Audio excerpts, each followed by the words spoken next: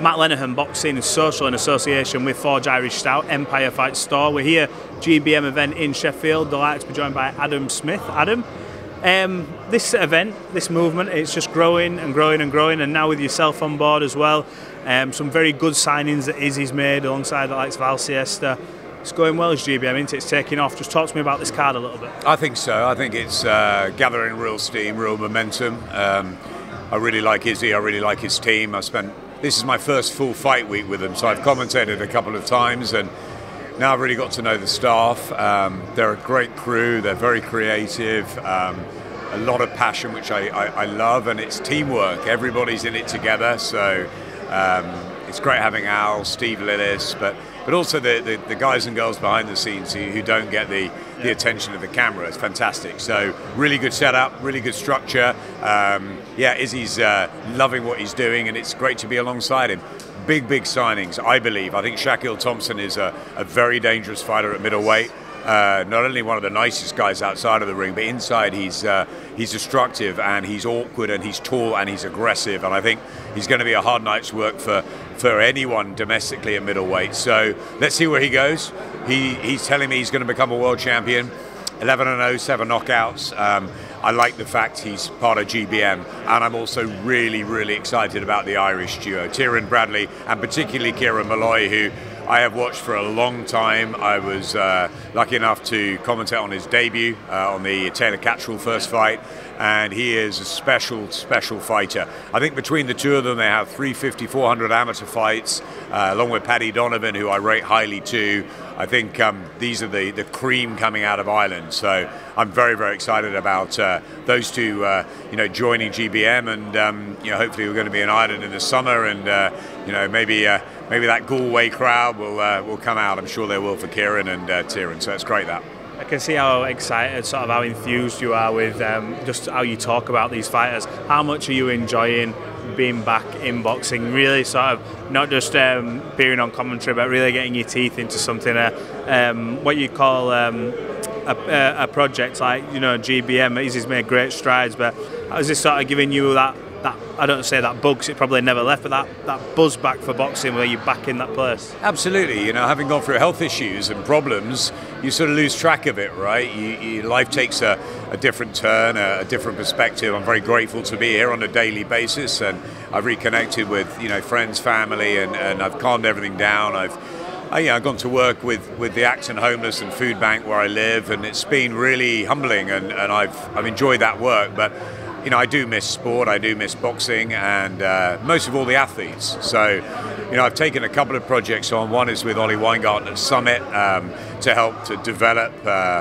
mentor athletes coming through, boxers and sort of young motorsport people and footballers, if we go into that. But that's interesting on a sort of management and guiding point of view. But also for GBM on a promotional point, I worked alongside the Franks and Mick Hennessy, and obviously Eddie and Ben and the Sauerlands. I mean, everybody. Yeah. So, Top Rank, Todd DeBurf, and it's really nice. I found someone who really he's ambitious. I just think he's going places. Is he? He was a fighter himself. He wants to go to the top. He knows where he's at the moment. He's got respect for all the others ahead of him, and he's just really all in, and I love people who are all in and are infectious to be around, are charismatic and passionate. So yeah, I've definitely got the hunger. It never left me, but I think it's more for looking after the sportsmen and women now. I think that's my commentary was great. I'm doing a bit of that. I'm doing commentating on Saturday night. I'm also calling the Devin Haney fight, Ryan Garcia. It's a big Saturday night. But that's great. I love picking up a mic, but I think more than anything now, it's looking after athletes. It's meeting and getting to know people like Shaq Thompson and Kieran Malloy and Harvey Lambert and Nicola over there, everyone on the bill. It's fantastic, and yeah, we're all in it because of what they do, so we're very lucky. Talk to me a little bit about what you've just mentioned there in terms of Devin Haney and Ryan Garcia. I mean, I don't know, from the outside looking in, this build-up's been a little wild from Ryan's side, and we often see fighters build a fight just to sell tickets. This has gone that extra mile and a bit of change. What do you make from the outside looking in when you talk about fighters' well-being? He's passed seemingly every test. drugs tests. I think they've evaluated him to the nth degree, which I think is everyone's responsibility to do so when you see his behaviour.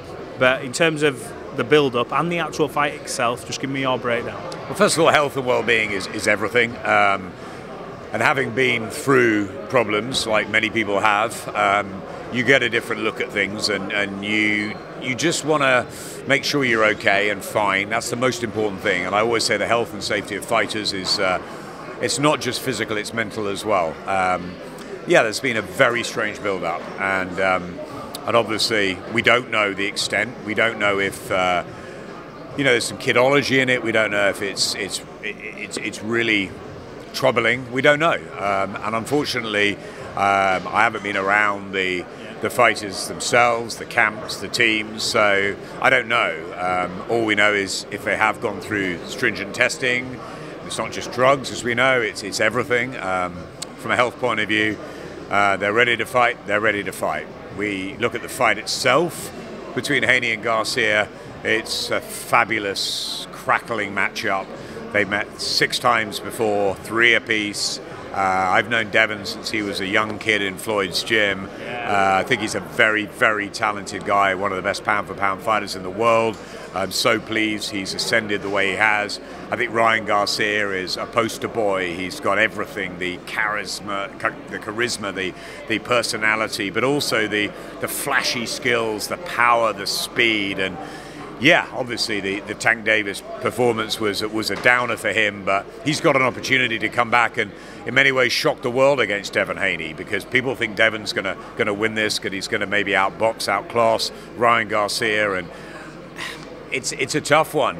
It wouldn't surprise me if Ryan was really in this fight and managed to dent Devin. We've seen him hurt before. I'm leaning towards Haney because I just think he's just a better all-round fighter. But Ryan Garcia in spurts, in exciting bursts, is so dangerous, and it would not surprise me if he knocked out Devin Haney. However, I don't think that will happen. I said it wouldn't surprise me, but I think the likely outcome is a Devin Haney win. But it's just a brilliant matchup, and I wish I was, in both places. But I'm calling both fights. So both this show, which at its level, in a British level, in a British context, is a fantastic show. Top to bottom, it's stacked with talent, with good fights, with just different stories. You saw the characters up there. You saw the Irish duo, Hughie Fury back on the bill, Shaquille Thompson. It's a great night. But in terms of levels, of course, worldwide, Haney Garcia is one of the biggest fights we've had in recent times, and I can't wait. I think it's going to be an absolute firecracker. Another one of your favourites as well. Katie Taylor's just announced her rematch, Amanda Serrano. Now, let's talk about the builder it's on. Did not expect that, but I spoke to Eddie, I think an hour after it was announced, and said, in terms of the criticism you labelled at the event, the main event, how come it's ended up on that bill? And his response was, look, there was an incredible opportunity for Katie Taylor. They've had a long time relationship that started, I can't remember what year, but a long time ago. You'll know the date, I'm sure. But it was an opportunity for her that they couldn't turn down, and I think they're saying, look, she'll go over there, touch wood, everything goes well, she wins, she'll come back and they'll do something probably in Ireland and give her that big stadium fight. But what have you made of that? The fact that she's going to fight on a Jake Paul, Mike Tyson card, it's sort of come out of nowhere a little bit. I'm very close to Katie. She's a good friend of mine, and I knew nothing about it.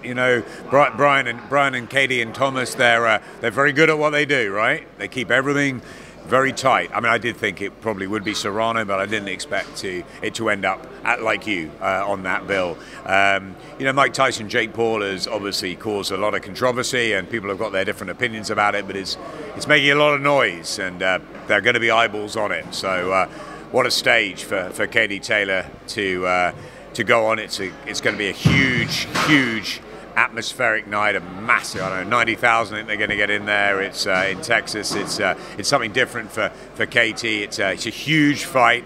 I wasn't at the Garden. I missed their first one because I was in Vegas for Shakur Stevenson that night.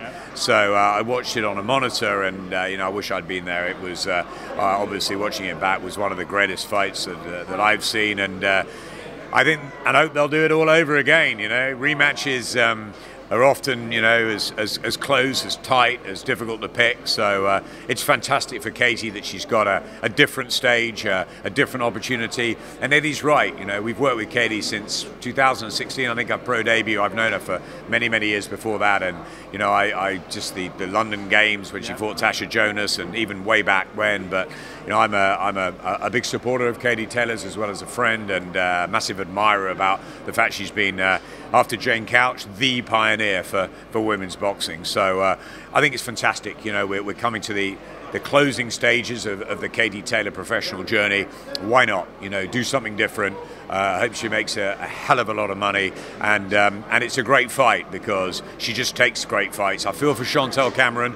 Chantel wanted that fight. The trilogy, I think, will happen at some point. Maybe that is the final fight in Ireland, who knows? But you know, this is a business, and Katie's taken that fight. Amanda Serrano, you know, the Jake Paul connection. It does make some sort of sense in a mad, crazy way. This world is, and I wish her nothing but luck, as you know. You mentioned mad, crazy world, but absolutely, I'd be remiss if I didn't talk to you about Undisputed. All the marbles coming up. Usyk, Fury. I cannot wait for this. We'll talk about Bivol and Better Behave another time, but I just want to get this last bit on Fury and Usyk. What a fight. A little bit of a delay, but we are going to see it. All the marbles. Does Tyson Fury become undisputed, or does Oleksandr Usyk? If they're both in there at the very best, how do you see it outside looking in? I have no idea how the fight is going to unfold, because I'm not sure if they are at their very best. I think we just hope they are both at their peaks. I know they have trained incredibly hard for it. I saw Tyson last week. He looked in phenomenal shape mentally and physically. He's coming off that cut. He's coming off a very, very poor performance against Ngannou.